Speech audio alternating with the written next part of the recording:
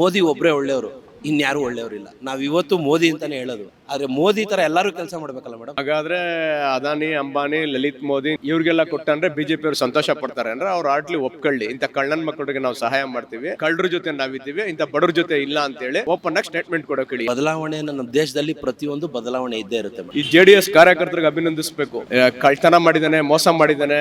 JDS ಕಾರ್ಯಕರ್ತರಿಗೆ ಅವ್ರಿಗೇನ್ ಮಾನ ಮರ್ಯಾದೆ ಇದೆಯಾ? ಜೆಡಿಎಸ್ ಕಾರ್ಯಕರ್ತರಿಗೆ ನಾನು ಕೇಳ್ತೀನಿ, ಯಾಕೆ ಅಂದ್ರೆ ಇಂಥ ಲುಚ್ಚ ನನ್ನ ಮಕ್ಕಳು ಲಫಂಗಗಳನ್ನೆಲ್ಲ ಜೊತೆಲಿ ಇಟ್ಕೊಂಡು ಅವ್ರನ್ನ ಡಿಪೆಂಡ್ ಮಾಡ್ಕೊಂಡು ಅವ್ರ ಪರವಾಗಿ ಹೋರಾಟ ಮಾಡ್ತಾರೆ ಅಂದ್ರೆ ಅಸಹ್ಯ ಆಗುತ್ತೆ, ನಾಚಿಕೆ ಆಗುತ್ತೆ. ಒಬ್ಬ ನಾಗರಿಕನಾಗಿ ಹೇಳ್ತಾ ಇದ್ದೀನಿ, ತುಂಬಾ ನೋವಾಗುತ್ತೆ. ಸರ್, ತಮ್ಮ ಹೆಸರು? ಲಕ್ಷ್ಮಣ್ ಅಂತ ಮಾತಾಡ್ತೀನಿ. ಓಕೆ, ವಿಜಯನಗರದವರೇನಾ? ವಿಜಯನಗರದವರು. ಓಕೆ, ಬೆಂಗಳೂರು ಸೌತ್ಗೆ ಬರುತ್ತೆ. ಸೊ ಆಲ್ರೆಡಿ ಎಲೆಕ್ಷನ್ ಅಂತೂ ಮುಗ್ದಿದೆ, ಇನ್ನೇನು ಫಲಿತಾಂಶಕ್ಕಾಗಿ ಎಲ್ಲರೂ ಕಾಯ್ತಾ ಇದ್ದಾರೆ. ಬಟ್ ಒಂದು ರಾಜಕೀಯ ಲೆಕ್ಕಾಚಾರ ಶುರುವಾಗಿರುತ್ತೆ. ಯಾಕಂದ್ರೆ ವೋಟಿಂಗ್ ಪರ್ಸೆಂಟೇಜ್ ನೋಡಿನೇ ಜನ ಕಂಡಿಡ್ಬಿಡ್ತಾರೆ. ಈ ಬಾರಿ ಈ ಕ್ಷೇತ್ರದಲ್ಲಿ, ವಿಧಾನಸಭಾ ಕ್ಷೇತ್ರಗಳಲ್ಲಿ ಇಷ್ಟಿಷ್ಟು ಪರ್ಸೆಂಟೇಜ್ ಆಗಿದೆ, ಅಲ್ಲಿ MLA ಇವರಿದ್ದಾರೆ, ಕೆಲಸ ಮಾಡಿದ್ದಾರೆ, ಸೊ ಇವ್ರು ಗೆಲ್ಲಬಹುದು, ಇವ್ರು ಸೋಲ್ಬಹುದು ಅನ್ನೋ ಲೆಕ್ಕಾಚಾರ ಇರುತ್ತೆ. ಈಗ ತೇಜಸ್ವಿ ಸೂರ್ಯ ವರ್ಸಸ್ ಸೌಮ್ಯ ರಾಮಲಿಂಗಾರೆಡ್ಡಿ ಅಂತ ಆದ್ರೆ ಯಾರು ಗೆಲ್ಲಬಹುದು ಅನ್ಸುತ್ತೆ? ಕಳೆದ ಹಿಂದೆ ಎಲ್ಲ ಪ್ರೀವಿಯಸ್ ಎಲ್ಲ ಚೆಕ್ ಮಾಡ್ದಂದ್ರೆ ಸೌಮ್ಯ ರಾಮಲಿಂಗಾರೆಡ್ಡಿಗೆ ಈ ಸಲ ಸ್ವಲ್ಪ ಮುಂದೆ ಇದ್ದಾರೆ ಅನ್ಸುತ್ತೆ. ಯಾಕೆಂದ್ರೆ ಕಾಂಗ್ರೆಸ್ ಅವರು ಕಳೆದ ಎಲ್ಲ ಚುನಾವಣೆಗಳಿಗಿಂತ ಈ ಬಾರಿ ಚುನಾವಣೆಯಲ್ಲಿ ಬಹಳ ಅಗ್ರೆಸಿವ್ ಆಗಿ, ತುಂಬಾ ಆಕ್ಟಿವ್ ಆಗಿ, ತುಂಬಾ ಚೆನ್ನಾಗಿ ಓಡಾಡಿದ್ರು. ಮೇಲ್ನೋಟಕ್ಕೆ ಈಗ ನಮ್ಗೆಲ್ಲರಿಗೂ ಅನ್ನಿಸ್ತದೆ ಸೌಮ್ಯ ರಾಮಲಿಂಗಾರೆಡ್ಡಿ ಅವರು ಆರ್ಸ್ ಬರ್ತಾರೆ ಅಂತ ಅನ್ನಿಸ್ತಾ ಇದೆ, ಚೇಂಜ್ ಆಗುತ್ತೆ ಅಂತ. ಬಿಜೆಪಿ ಹೇಳುತ್ತೆ ಇದು ಬೆಂಗಳೂರು ಸೌತ್ ಏನಿದೆ ಬಿಜೆಪಿ ಭದ್ರಕೋಟೆ ಅಂತ. ಹಾಗಾದ್ರೆ ಈ ಬಾರಿ ಅದು ಸುಳ್ಳಾಗತ್ತೆ, ಚೇಂಜ್ ಆಗತ್ತೆ ಅಂತಾನ? ಇಲ್ಲ, ಈಗ ನಾವೆಲ್ಲ ಚುನಾವಣೆಯನ್ನೆಲ್ಲ ಅಬ್ಸರ್ವ್ ಮಾಡಿದ್ವಿ, ಈ ಬಾರಿ ಚೇಂಜ್ ಆಗುತ್ತೆ ಸೌಮ್ಯ ರಾಮಲಿಂಗಾರೆಡ್ಡಿ. ಯಾಕೆಂದ್ರೆ ರಾಮಲಿಂಗಾರೆಡ್ಡಿ ಅವರ ವ್ಯಕ್ತಿತ್ವ ಎಲ್ಲ ಕಡೆನೂ ರಿಫ್ಲೆಕ್ಟ್ ಆಗಿದೆ. ರಾಮಲಿಂಗಾರೆಡ್ಡಿ ಅವರು ಒಂಥರ ಸರಳ ಜೀವಿ, ಸಜ್ಜನಿಕೆ ಇರೋರು, ಸರಳ ವ್ಯಕ್ತಿತ್ವ. ಆಮೇಲೆ ಯಾರಾದ್ರೂ ಹೋಗ್ಲಿ, ಯಾರಾದ್ರೂ ಸಾರ್ವಜನಿಕರು ಅವ್ರನ್ನ ಅರಸಿ ಹೋದ್ರೆ ಅವರು ಕೆಲಸ ಮಾಡದೆ ಹಿಂದಿರುಗಿಸಿರೋ ಅಂತ ಎಲ್ಲೂ ಕಿವಿಲ್ ನಾನು ಕೇಳಿಲ್ಲ, ನಾನು ನೋಡಿಲ್ಲ. ಆ ರಾಮಲಿಂಗಾರೆಡ್ಡಿ ಅವರ ಹೆಸರು ರಿಫ್ಲೆಕ್ಟ್ ಆಗಿದೆ, ಚೆನ್ನಾಗಿ ವರ್ಕೌಟ್ ಆಗುತ್ತೆ ಅನ್ನೋದು. ರಾಮಲಿಂಗಾರೆಡ್ಡಿ ಅವರ ಹೆಸರಿಂದ ಸೌಮ್ಯ ರೆಡ್ಡಿ ಅವರು ಈ ಸಲ ಆರಿಸಿ ಬರ್ತಾರೆ ಅಂತ ಅನ್ಕೊಂಡಿದ್ದೆ. ಈಗ ರಾಮಲಿಂಗಾರೆಡ್ಡಿ ಅವರ ವರ್ಚಸ್ಸು ಜೊತೆಗೆ ಸೌಮ್ಯ ರೆಡ್ಡಿ ಅವರು ಹಿಂದೆ ಶಾಸಕರಾಗಿ ಕೆಲಸ ಮಾಡಿರೋದು, ಜೊತೆಗೆ ರಾಮಲಿಂಗಾರೆಡ್ಡಿ ಅವರ ಅಭಿವೃದ್ಧಿ ಕೆಲಸಗಳೇ ಅವರ ಕೈ ಹಿಡಿಯುತ್ತೆ ಅಂತಾನ? ಹೌದು, ರಾಮಲಿಂಗಾರೆಡ್ಡಿ ಅವರ ಅಭಿವೃದ್ಧಿ ಕೆಲಸಗಳು, ರಾಮಲಿಂಗಾರೆಡ್ಡಿ ಅವ್ರಿಗಿರತಕ್ಕಂಥ ಜನಪರ ಕಾಳಜಿ ಸೌಮ್ಯ ರೆಡ್ಡಿ ಅವರಿಗೆ ಸಹಾಯ ಆಗುತ್ತೆ. ಬೇರೆ ಯಾವ ಕಾರಣಗಳಿಂದ ಕಾಂಗ್ರೆಸ್ಗೆ ಜನರು ಓಟ್ ಹಾಕಿದ್ದಾರೆ ಅಂತ ಅನ್ಸುತ್ತೆ ನಿಮ್ಗೆ? ನಿಜವಾಗ್ಲೂ ಹೇಳ್ಬೇಕು ಅಂದ್ರೆ ಹಲವಾರು ಬಡವರು ಬಹಳ ಸಮೃದ್ಧಿಯಾಗಿದ್ದಾರೆ. ಬಡವರು ತುಂಬಾ ಖುಷಿಯಿಂದ ಜೀವನ ಮಾಡ್ತಾ ಇದ್ದಾರೆ. ಅವ್ರಿಗೆ ಬರ್ತಾ ಇರತಕ್ಕಂಥ 2,000 ರೂಪಾಯಿ ಪಿಂಚಣು, ಮತ್ತೆ ಮಹಿಳೆಯರಿಗೆ 2,000 ಉಚಿತ ಬಸ್ ಆಗಿರೋದ್ರಿಂದ ನಾನೇ ನಮ್ಮ ಸಂಬಂಧಿಕರಲ್ಲಿ ಎಫೆಕ್ಟ್ಗಳನ್ನ ನೋಡ್ತಾ ಇದ್ದೀನಿ. ನಮ್ಮ ಸಂಬಂಧಿಕರು ತುಂಬಾ ಕಡು ಬಡವರು ಇದ್ದಂಥವ್ರು ಸಂಪರ್ಕ ಮಾಡೋದಕ್ಕೆ ನಮ್ಮನ್ನು ಆರಾಮಾಗಿ ಬರ್ತಾ ಇದ್ದಾರೆ.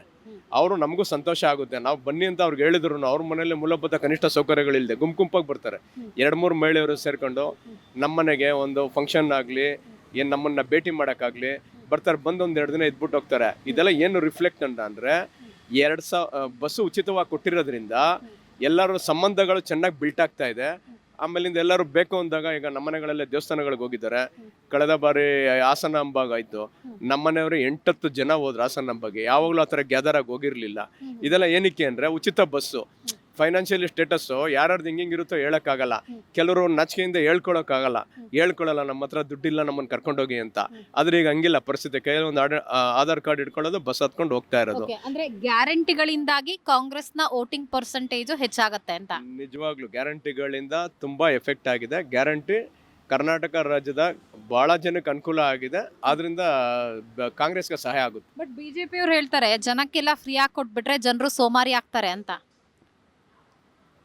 ಹಾಗಾದ್ರೆ ಅದಾನಿ, ಅಂಬಾನಿ, ಲಲಿತ್ ಮೋದಿ, ನೀರವ್ ಮೋದಿ ಇವ್ರಿಗೆಲ್ಲ ಕೊಟ್ಟಂದ್ರೆ ಬಿಜೆಪಿ ಅವ್ರು ಸಂತೋಷ ಪಡ್ತಾರೆ ಅಂದ್ರೆ ಅವ್ರು ಆಟ್ಲಿ ಒಪ್ಕೊಳ್ಳಿ. ಇಂಥ ಕಳ್ಳನ್ ಮಕ್ಕಳಿಗೆ ನಾವು ಸಹಾಯ ಮಾಡ್ತೀವಿ, ಕಳ್ಳರ ಜೊತೆ ನಾವಿದ್ದೀವಿ, ಇಂಥ ಬಡವ್ರ ಜೊತೆ ಇಲ್ಲ ಅಂತೇಳಿ ಓಪನ್ ಆಗಿ ಸ್ಟೇಟ್ಮೆಂಟ್ ಕೊಡೋಕೆ ಹೇಳಿ. ಯಾರು ಇದನ್ನ ಹೇಳ್ತಾರೆ ಅವ್ರಿಗೆ ಓಪನ್ ಆಗಿ ಅವ್ರಿಗೆ ಹೇಳಕ್ ಹೇಳಿ.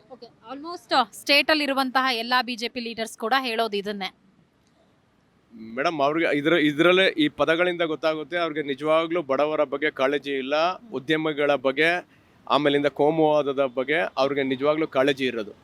ಈಗ 28 ಲೋಕಸಭಾ ಕ್ಷೇತ್ರ ಇದೆ. ಸೊ ಯಾವ್ಯಾವ ಪಕ್ಷಕ್ಕೆ ಎಷ್ಟೆಷ್ಟು ಬರ್ಬೋದು? JDSಗೆ 3 ಸೀಟ್ ಬಿಟ್ಕೊಟ್ಟಿದ್ದಾರೆ, ಎಷ್ಟು ವಿನ್ ಆಗ್ಬೋದು ಅವರು? 25ರಲ್ಲಿ ಬಿಜೆಪಿ ಸ್ಪರ್ಧೆ ಮಾಡಿದೆ, ಅವ್ರಿಗೆ ಎಷ್ಟು ಬರ್ಬೋದು? ಕಾಂಗ್ರೆಸ್ 28ರಲ್ಲೂ ಕೂಡ ಸ್ಪರ್ಧೆ ಮಾಡಿದೆ, ಸೊ ಎಷ್ಟು ಸೀಟ್ ಬರ್ಬೋದು?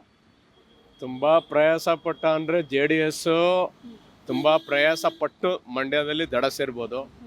ಇನ್ನೊಂದು ವಿಕೃತ ಕಂಬಿದು ಔಟ್ ಕ್ಲೀನ್ ಬೋಲ್ಡ್ ಅದೇನು ಯೋಚನೆನೇ ಮಾಡಂಗಿಲ್ಲ.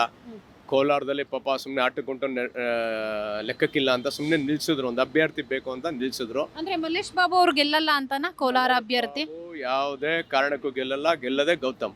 ಬಟ್ ಈಗ KV ಗೌತಮ್ ಅವ್ರ ಬಗ್ಗೆ ಬಿಜೆಪಿ ಅವರು ಮತ್ತು JDS ಅವರು ಹೇಳ್ತಾರೆ, ಅವರು ಬೆಂಗಳೂರಿನವರು, ಸೊ ಮಲ್ಲೇಶ್ ಬಾಬು ಆದ್ರೆ ಸ್ಥಳೀಯ ನಾಯಕರು ಅಂತ. ಈಗ ಗೌತಮ್ ಹೇಳೋ ಪ್ರಕಾರ, ನಾನು ಮಾಧ್ಯಮಗಳಲ್ಲಿ ಮತ್ತು ಪ್ರಿಂಟ್ ಮೀಡಿಯಾದಲ್ಲೆಲ್ಲ ನೋಡಿದ್ದೀನಿ, ಗೌತಮ್ ಹೇಳೋ ಪ್ರಕಾರ ನಮಗೆ ಸಂಬಂಧ ಉಂಟು, ನಮ್ಮ ಸಂಬಂಧಿಕರು, ನಮ್ಮ ಮೂಲದವರು ಎಲ್ಲರೂ ಕೋಲಾರದಲ್ಲಿದ್ದಾರೆ. ನಮ್ಮ ಅಕ್ಕ ಅವ್ರನ್ನೇ ಸ್ವಂತ ಅವ್ರು ಒಡ ಹುಟ್ಟಿದ ನಮ್ಮ ಸಹೋದರಿಯರನ್ನ ನಾವು ಕೋಲಾರಕ್ಕೆ ಕೊಟ್ಟಿದ್ದೀವಿ, ಹಾಗಾಗಿ ನಮಗೆ ಸಂಬಂಧ ಇದೆ. ಕೋಲಾರನು ನಾನು ಬೆಂಗಳೂರಿಂದ ತುಂಬ ದೂರ ಏನೂ ಇಲ್ಲ ಅಂಥೇಳಿ ಗೌತಮ್ ಅವ್ರು ಹೇಳ್ಕೊಂಡಿದ್ದಾರೆ. ಹಾಗಾಗಿ ಇದೆಲ್ಲ ಸುಮ್ಮನೆ ಹೇಳ್ತಾರೆ ಮೇಡಮ್. ಆ ಥರ ಹುಡುಕ್ತಾ ಹೋದ ಅಂದರೆ ಯಾರು ಎಲ್ಲೆಲ್ಲಿ ಬಂದು ನಿಲ್ತಾರೆ? ಓಕೆ, ಈಗ ಮಂಡ್ಯದ ಬಗ್ಗೆ ತಾವು ಮಾತಾಡಿದ್ರಿ, ಕಷ್ಟಪಟ್ಟು ದಡ ಸೇರ್ತಾರೆ ಅನ್ನೋ ವಿಚಾರಕ್ಕೆ ಸಂಬಂಧಪಟ್ಟಂತೆ ಸ್ಟಾರ್ ಚಂದ್ರು, ಹಾಗೆ ಈಗ ಈ ಕಡೆ HD ಕುಮಾರಸ್ವಾಮಿ ಅವರು ಮಾಜಿ CM, ಏನಾಗ್ಬೋದು ಅಲ್ಲಿ ಮಂಡ್ಯ ರಾಜಕೀಯ? ಮಂಡ್ಯ ರಾಜಕೀಯ ಟಫ್ ಟೈಟ್ ಫೈಟ್ ಇದೆ ಮೇಡಮ್, ಯಾರು ಅಂತ ಹೇಳೋಕ್ಕಾಗಲ್ಲ. ಯಾಕೆಂದ್ರೆ ಮೂಲತಃ ನಾನು ನಾಗಮಂಗ್ಲದವನು. ನಾಗಮಂಗ್ಲ, ಮಂಡ್ಯ ಜಿಲ್ಲೆ ನಾಗಮಂಗ್ಲ ದೇವಲಾಪುರದವನು. ಓಕೆ, ಯಾವಾಗ್ಲೂ ಮಂಡ್ಯ ರಾಜಕೀಯನ ಹೀಗೆ ಆಗತ್ತೆ ಅಂತ ಡಿಸೈಡ್ ಮಾಡೋದು ತುಂಬಾನೇ ಕಷ್ಟ. ಅಲ್ಲಿದು ಪಲ್ಸು ಕಂಡಿಡಿಯೋಕ್ಕಾಗಲ್ಲ. ಎಲ್ಲ ನಮ್ಮ ಮಂಡ್ಯ ಅಂದರೆ ಒಂದು ಪ್ರಜ್ಞಾವಂತ ಮತದಾರರು. ಅವರು ಏನು ಹೇಳಿರ್ತಾರೆ ಕೆಲವೊಂದ್ಸಲ ಆ ಥರ ಎಲ್ಲ ನಡ್ಕೊಂಡಿರಲ್ಲ. ಆಮೇಲೆ ಇಂಟರ್ನಲ್ ಬೇರೆನೇ ನಡೆದಿರುತ್ತೆ. ಓಕೆ, ನಿಮ್ ಪ್ರಕಾರ ಯಾರು ಪರವಾಗಿದ್ದಾರೆ ಅಲ್ಲಿನ ಮತದಾರರು ಅಂತ ಅನ್ಸುತ್ತೆ? ಮೇಡಮ್, ಮೇಲ್ನೋಟಕ್ಕೆ ಸ್ಟಾರ್ ಚಂದ್ರು ಅಂತಾನೆ ಓಡ್ತಾ ಇದೆ. ಆದ್ರೆ ಈಗ ನಾವೆಲ್ಲನೂ ಕೇಳ್ತೀವಲ್ಲ, ಕೇಳೋದ್ರಿಂದ ಟಫ್ ಫೈಟ್ ಇದೆ. ಯಾರೇ ಆದ್ರೂ ತುಂಬಾ ದೊಡ್ಡ ಮಾರ್ಜಿನ್ ಅಲ್ಲಿ ಏನು ಯಾರಿಗೂ ಡಿಫರೆನ್ಸ್ ಆಗಲ್ಲ. ಅಂದ್ರೆ ಲಕ್ಷ ಮತಗಳಿಂದ ಎಲ್ಲ ಯಾರು ಗೆಲ್ಲಲ್ಲ, 1000 ಮತಗಳಿಂದ ಗೆಲ್ಲಬಹುದು ಅಂತ. ಅದು 50,000 ಒಳಗಡೆನೆ ಆಗಾದ್ರೆ ಬಿಲೋ 15 ಆಗುತ್ತೆ. ಬಿಲೋ 15 ಆಗುತ್ತೆ. 50 ಬಿಲೋ 50 ಒಳಗಡೆ ಆಗುತ್ತೆ. ಹಾಸನದ ಬಗ್ಗೆ ಹೇಳಿದ್ರಿ, ಶ್ರೇಯಸ್ ಪಟೇಲ್ ಈಸಿಯಾಗಿ ಗೆಲ್ತಾರ ಹಾಗಾದ್ರೆ ಕಾಂಗ್ರೆಸ್ ಅಭ್ಯರ್ಥಿ? ಮೇಡಮ್, ಈಗ ನಾನು ಹೇಳ್ತೀನಿ, ದಯವಿಟ್ಟು ನೀವು ಅನ್ಯತಾ ಭಾವಿಸ್ಬೇಡಿ. ನೀವು ನಮ್ಮ ಸಿಸ್ಟರ್ ತರ. ಯಾರಾದ್ರೂ ಆಗ್ಲಿ ಮನ್ಸಿಗೆ ತಗೊಂಡಿರೋ ಅಂಥವ್ರು, ಮಾನ ಮರ್ಯಾದೆ ಇರೋಂಥ ಜನರು, ಸಂಸ್ಕಾರ ಇರೋವಂಥ ಜನರು ಯಾರು ಪ್ರೋತ್ಸಾಹಿಸಲ್ಲ. ಪ್ರೋತ್ಸಾಹಿಸಿದ ಅಂದ್ರೆ ಅದಕ್ಕಿಂತ ದೊಡ್ಡ ದುರಂತ ಹಾಸನ ಜನತೆಗೆ ನಾವು ಯಾವ ರೀತಿ ಸನ್ಮಾನ ಮಾಡಬೇಕು ಗೊತ್ತಿಲ್ಲ. ಆಮೇಲಿಂದ ಇಲ್ಲಿ ವಿಶೇಷ ಏನು ಅಂದ್ರೆ, ನಿಜವಾಗ್ಲೂ ನಾವು ಯಾರಿಗೆ ಅಭಿನಂದಿಸ್ಬೇಕು ಅಂದ್ರೆ ಈ JDS ಕಾರ್ಯಕರ್ತರಿಗೆ ಅಭಿನಂದಿಸ್ಬೇಕು. JDS ಕಾರ್ಯಕರ್ತರಿಗೆ ಅವ್ರಿಗೇನು ಮಾನ ಮರ್ಯಾದೆ ಇದೆಯಾ? JDS ಕಾರ್ಯಕರ್ತರಿಗೆ ನಾನು ಕೇಳ್ತೀನಿ. ಯಾಕೆ ಅಂದರೆ ಇಂಥ ಲುಚ್ಚ ನನ್ನ ಮಕ್ಕಳು ಲಫಂಗಗಳನ್ನೆಲ್ಲ ಜೊತೆಲಿ ಇಟ್ಕೊಂಡು ಅವ್ರನ್ನ ಡಿಪೆಂಡ್ ಮಾಡ್ಕೊಂಡು ಅವ್ರ ಪರವಾಗಿ ಹೋರಾಟ ಮಾಡ್ತಾರೆ ಅಂದರೆ ಅಸಹ್ಯ ಆಗುತ್ತೆ, ನಾಚಿಕೆ ಆಗುತ್ತೆ. ಒಬ್ಬ ನಾಗರಿಕನಾಗಿ ಹೇಳ್ತಾ ಇದ್ದೀನಿ, ತುಂಬ ನೋವಾಗುತ್ತೆ. ಮೇಡಮ್, ಏನಾರ ಆಗಲಿ ಒಂದು ರಾಜಕೀಯ ಪಕ್ಷದಲ್ಲಿ ಇರಲಿ ವ್ಯವಸ್ಥೆ. ಕಳ್ತನ ಮಾಡಿದ್ದಾನೆ, ಮೋಸ ಮಾಡಿದ್ದಾನೆ, ಭ್ರಷ್ಟಾಚಾರ ಮಾಡಿಬಿಟ್ಟಿದ್ದಾನೆ, ರಸ್ತೆ ಹಾಕ್ಸಿಲ್ಲ, ಕಾಂಪೌಂಡ್ ಹೊಡೆದ್ಬಿಟ್ಟವನೆ ಅನ್ನೋದು ವಿಚಾರ ಬೇರೆ. ಇದು ಪಾಪ ಇವನ ಹತ್ರ MP ಆಗಿರೋದಕ್ಕೆ ಮಹಿಳೆಯರು ಪಾಪ ಅಸಹಾಯಕರು. ಈಗ ಯಾರೋ ಒಂದು ಇಂಜಿನಿಯರ್ ಇರ್ತಾರೆ, ಡಾಕ್ಟರ್ ಇರ್ತಾರೆ, ಸ್ಟೂಡೆಂಟ್ ಇರ್ತಾರೆ, ಸಹಾಯಕ್ಕೆ ಅಂತ ಹೋಗಿರ್ತಾರೆ. ಅವ್ರ ಅಸಹಾಯಕತನ ಇವನು ದುರುಪಯೋಗ ಮಾಡ್ಕೊಂಡಿರತಕ್ಕಂಥ ದೊಡ್ಡ ಮೂರ್ಖ, ದೊಡ್ಡ ಏಡಿ ಇವನು. ಇನ್ನೊಂದು 2 ದಿನ ಕಳೆದ್ರೆ 1 ತಿಂಗಳ ಆಗತ್ತೆ. ಪ್ರಜ್ವಲ್ ರೇವಣ್ಣ ವಿದೇಶಕ್ಕೆ ಹೋಗಿದ್ದಾರೆ, ಇನ್ನೂ ಕೂಡ ವಾಪಸ್ ಬಂದಿಲ್ಲ. SIT ಕೂಡ ಹುಡುಕಾಡ್ತಾ ಇದೆ. SIT ಪಾಪ ರಾಜ್ಯ ಮಟ್ಟದಲ್ಲಿ ಕೆಲಸ ಮಾಡ್ತಾ ಇರುತ್ತೆ ಮೇಡಮ್. ಇದಕ್ಕೇನ್ ಗೊತ್ತಾ, ಅಂದ್ರೆ ಈ ಪ್ರಕರಣ ಒಬ್ರ ಮೇಲೆ ಒಬ್ರು ಆರೋಪ ಮಾಡ್ತಿದ್ದಾರೆ ಮೇಡಮ್. ಈಗ ಪ್ರಕರಣದ ಜೊತೆಗೆ ಪೆನ್ ಡ್ರೈವ್ ಹಂಚಿದ್ದು ಕೂಡ ರಾಂಗೇನೆ. ಬಟ್ ಈಗ ರಾಜಕೀಯ ಕೆಸರರ ಚಾಟಗಳು ನಡೀತಾ ಇದೆ, ಅವ್ರ ಮೇಲೆ ಇವ್ರು ಹಾಕ್ತಿದ್ದಾರೆ, ಇವ್ರ ಮೇಲೆ ಅವ್ರು ಹಾಕ್ತಿದ್ದಾರೆ. ಈಗ ಪೆನ್ ಡ್ರೈವ್ ಹಂಚಿರೋದಕ್ಕೂ ಏನ್ ಮೇಡಮ್, ಯಾರಾದ್ರೂ ಹಂಚಿರ್ಲಿ, ನಮ್ದು ವಿಷಾದ ಇದೆ.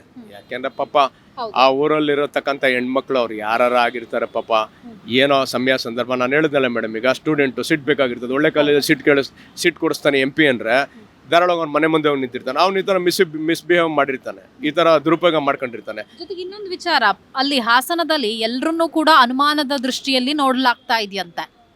ಇಲ್ಲ ಮೇಡಮ್, ಈಗ ಫನ್ನು ಕಾಮಿಡಿ ಮಾಡ್ಕೋತಾರೆ. ಮಗ ನನ್ನ ಮದುವೆ ಕ್ಯಾನ್ಸಲ್ ಆಯಿತು, ನಮ್ಮಮ್ಮ ಬೇಡ ಅಂದ್ಲು, ನಮ್ಮ ಅಕ್ಕ ಬೇಡ ಅಂದ್ಲು, ಯಾಕೆಂದ್ರೆ ಹುಡುಗಿ ಹಾಸನ ಅಂದಿದ್ದಕ್ಕೆ ನಮ್ಮಮ್ಮ ಕ್ಯಾನ್ಸಲ್ ಮಾಡವ್ರೆ ಅಂತ ನೋಡ್ರಿ. ಆ ಥರ ಯಾರೋ ಒಬ್ಬ ಪ್ರಜ್ವಲ್ ರೇವಣ್ಣನಂತ ಲೋಫರ್ ವ್ಯಕ್ತಿ ಮಾಡಿರೋದಕ್ಕೆ ಪಾಪ ಇಡೀ ಡಿಸ್ಟಿಕ್ಕಲ್ಲಿರೋರ್ಗೆ ಅವಮಾನ. ಇದನ್ನ ಯಾರು ಮೇಡಮ್, ಯಾರಾದ್ರೂ ಆಗಲಿ ಪಾಪ. ಇವಾಗ ನಮ್ಮ ಕುಟುಂಬನೇ ಇವಾಗ ಬೈ ಚಾನ್ಸ್ ಹಾಸನದಲ್ಲಿದ್ರೆ, ಮಗುವಿನ ಮದುವೆ ಅಂದ್ರೆ ಇಡೀ ಕುಟುಂಬದ ಕನಸಾಗಿರತ್ತೆ. ಇದು ಇಡೀ ಕುಟುಂಬದ ಕನಸಾಗಿರುತ್ತೆ. ಅದಕ್ಕೆಲ್ಲ ಅವಮಾನ ಆಗೋ ಥರ ಮಾಡಿರೋದು ಪ್ರಜ್ವಲ್ ರೇವಣ್ಣ, ಇಂಥವ್ರಿಗೆ ದೊಡ್ಡ ಮಟ್ಟದ ಶಿಕ್ಷೆ ಆಗಬೇಕು. ಈಗ ನೀವು ಅವಾಗಲೇ ಅದಕ್ಕೆ SIT ಅವ್ರು ಹೋಗಿ 1 ತಿಂಗಳಾಯ್ತು ಅಂದರೆ ಪಾಪ ಇವರ ಮಿತ್ರ ಪಕ್ಷ ಆಗಿರತಕ್ಕಂಥವ್ರು ಇವಾಗ ಸದ್ಯಕ್ಕೂ ಇನ್ನೂ ಪ್ರಧಾನಿನೇ, ಅವರು ಇನ್ನು ಪುನರಾಯ್ಕೆ ಹೋಗೋವರೆಗೂ ಪ್ರಧಾನಿನೇ. ಆಡಳಿತ ವ್ಯವಸ್ಥೆ ಅವ್ರ ಕಡೆ ಇದೆ. ಮಿತ್ರ ಪಕ್ಷದವನು ಸಾವಿರಾರು ಜನಕ್ಕೆ ಈ ಥರ ಮಹಿಳೆಯರಿಗೆ ದೌರ್ಜನ್ಯ ಮಾಡಿ ಅತ್ಯಾಚಾರ ಮಾಡಿ ಇವನ್ನ ಅಧಿಕಾರ ದುರುಪಯೋಗ ಮಾಡ್ಕೊಂಡಿರತಕ್ಕಂಥ ಇವನ್ನ ಮೋದಿನೇ ಆದಷ್ಟು ಬೇಗ ಹಿಡ್ಕೊಡ್ಬೇಕು. ಅಮಿತ್ ಶಾ ಪಾಪ ಗೃಹ ಸಚಿವರು ಅವರು ಇದಕ್ಕೆಲ್ಲ ಕೈ ಜೋಡಿಸಿ ಬೇಗ ಹಿಡ್ಕೊಡ್ಬೇಕು. ಅವರಿಬ್ರಿಗೂ ಒಂದು ಮನವಿ ಮಾಡ್ತೀನಿ.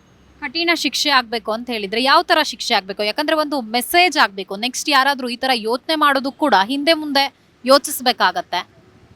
ಮೇಡಮ್, ಇಲ್ಲಿ ತುಂಬ ನೋವಾಗುತ್ತೆ ನೋಡಿ. ಹೇಳ್ತೀನಿ, ಇವಾಗ ನಾವು ಕಾಮನ್ ಪೀಪಲ್, ಮತ್ತೊಬ್ಬರು ಕಾಮನ್ ಪೀಪಲ್ ಹತ್ರ ಯಾರು ಲೆಟ್ರ್ ಕೊಡಿ ಸರ್, ಪತ್ರ ಕೊಡಿ ಸರ್, ಒಂದು ಫೋನ್ ಮಾಡಿ ಕೊಡಿ ಸರ್ ಅಂತ ಹೋಗಲ್ಲ. ಇಲ್ಲಿ ಗೊತ್ತಾಗ್ತಾ ಇದೆ ಇವನ ಅಧಿಕಾರನ ದುರುಪಯೋಗ ಮಾಡ್ಕೊಂಡಿರೋದು ಅಂತ. ಇಂಥವ್ರಿಗೆ ಇನ್ನು ಉಳಿದಿರೋರಿಗೆಲ್ಲ ಮೆಸೇಜ್ ಆಗಬೇಕು ಅಂತಂದರೆ ಕಠಿಣವಾದಂಥ ಕಾರಾಗೃಹ ಶಿಕ್ಷೆನೇ ಆಗಬೇಕು. ಆಮೇಲಿಂದ ಯಾರಾದರೂ ಇವ್ನ ಕೇಸ್ ತಗೊಂಡಿರೋರಿಗೆ ಅವ್ನಿಗೆ ಹೆಂಡ್ತಿ, ಅವನ ಅಕ್ಕ, ಅವನ ತಂಗಿ, ಹೆಣ್ಮಕ್ಳ ಜೊತೆ ಹುಟ್ಟಿರೋರು ಯಾವ ಲಾಯರ್ನು ಅವ್ನಿಗೆ ಹೆಂಡ್ತಿ ಇದ್ರು ಅಷ್ಟೇ, ಅವ್ನಿಗೆ ಅಮ್ಮ ಇದ್ರು ಅಷ್ಟೇ, ಅವ್ರ ಅಕ್ಕ ಇದ್ರು ಅಷ್ಟೇ, ತಂಗಿನೂ ಇದ್ರು ಅಷ್ಟೇ, ಇವನು ಎಸ್ಕೆ ಕೇಸ್ ಅಂತ ಪರಿಗಣಿಸಿ ಇವ್ನ ಕೇಸ್ನ ಯಾರು ತಗೊಳ್ದೆ ಇವನು ಜೈಲಿಗೆ ಹೋಗೋದಕ್ಕೆ ಎಲ್ಲ ವಕೀಲರನ್ನು ಕೆಲಸ ಮಾಡಬೇಕು ಅಂತ ವಕೀಲರ ಸ್ನೇಹಿತರಿಗೆ ಮನವಿ ಮಾಡ್ತೀನಿ. Thank you madam. ಸರ್, ತಮ್ಮ ಹೆಸರು? ಕುಮಾರ್ ಅಂತ ಮೇಡಮ್. ವಿಜಯನಗರದವರೇನಾ? ಇಲ್ಲ ಮೇಡಮ್, ನಾವು ಬಂದು ಕಾಟನ್ಪೇಟೆ ಗಾಂಧಿನಗರ ಕ್ಷೇತ್ರ. ಓಕೆ, ಹೇಗಿದೆ ಸರ್ ಬೆಂಗಳೂರು ಸೆಂಟ್ರಲ್ ಅಲ್ಲಿ PC Mohan versus Mansoor Ali Khan? PC Mohan ಈಗಾಗಲೇ 2 ಸಲ ಗೆದ್ದಿದ್ದಾರೆ. ಮನ್ಸೂರ್ ಅಲಿ ಖಾನ್ ಹೊಸಬರು.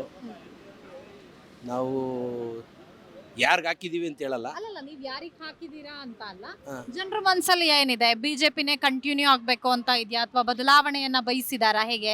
ಯಾಕಂದ್ರೆ ಒಂದ್ ಕಡೆ ಸ್ಟೇಟ್ ಅಲ್ಲಿ ಕಾಂಗ್ರೆಸ್ ಗವರ್ಮೆಂಟ್ ಇದೆ. ಹೌದು ಮೇಡಮ್, 50-50 ಮೇಡಮ್, ಹೇಳಕ್ಕಾಗಲ್ಲ. ಇವರು ಅಂತ ಹೇಳಕ್ಕಾಗಲ್ಲ ಮೇಡಮ್. ಪೈಪೋಟಿ ಇದೆಯಾ ಅಥವಾ ಏನು ಈಸಿಯಾಗಿ ಯಾರಾದ್ರೂ ಒಬ್ರು ಗೆಲ್ತಾರಾ? 100% ಪೈಪೋಟಿ ಇದೆ ಮೇಡಮ್. ಪೈಪೋಟಿಲಿ ಫೈನಲಿ ವಿನ್ ಆಗೋದು ಯಾರು, ಬಿಜೆಪಿನ ಕಾಂಗ್ರೆಸ್? ಹೇಳಕ್ಕಾಗಲ್ಲ ಮೇಡಮ್. ಜನ ಯಾರು ಓಟ್ ಹಾಕಿದ್ದಾರೆ ಅಂತ ಹೇಳಕ್ಕಾಗಲ್ಲ. ಒಟ್ನಲ್ಲಿ ಫೈಟ್ ಇದೆ ಮೇಡಮ್, 100% ಫೈಟ್ ಇದೆ. ಬಟ್ ಈಗ ಬೆಂಗಳೂರು ಸೆಂಟ್ರಲ್ ನ ಬಿಜೆಪಿ ಹೇಳುತ್ತೆ ತಮ್ಮ ಭದ್ರಕೋಟೆ ಅಂತ, ಈ ಬಾರಿ ಕೂಡ ತಾವೇ ಗೆಲ್ತೀವಿ ಅಂತ. ಮೇಡಮ್, ಈಗ ಹೆಂಗೆ ಅಂದರೆ ಎಲೆಕ್ಷನ್ ಅಂದರೆ ಯಾರು ಎಲ್ಲಿ ಯಾರಿಗೆ ಹಾಕಿರ್ತಾರೆ ಅಂತ ಹೇಳೋಕ್ಕಾಗಲ್ಲ ಮೇಡಮ್. ಈಗ ನಾನೇ ಯಾರಿಗೆ ಹಾಕ್ತೆ ಅಂತ ನಾನು ಹೆಂಡ್ತಿಗೆ ಸಹ ಹೇಳಲ್ಲ ನಾನು.